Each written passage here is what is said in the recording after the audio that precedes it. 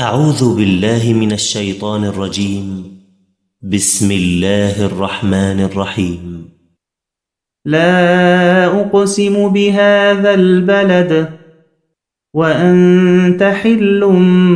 بهذا البلد ووالد وما ولد لقد خلقنا الإنسان في كبد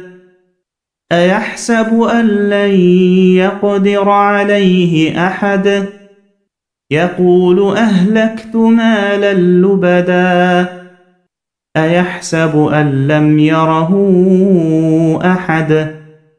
ألم نجعل له عينين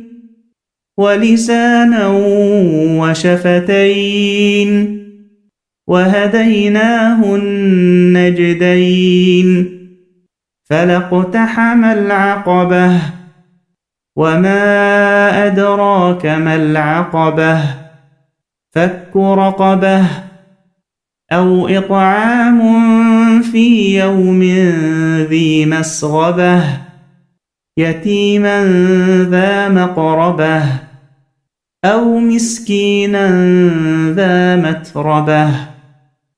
ثم كان من الذين آمنوا وتواصوا بالصبر وتواصوا بالمرحمة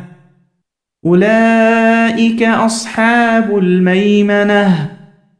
والذين كفروا بآياتنا هم أصحاب المشأمة عليهم نار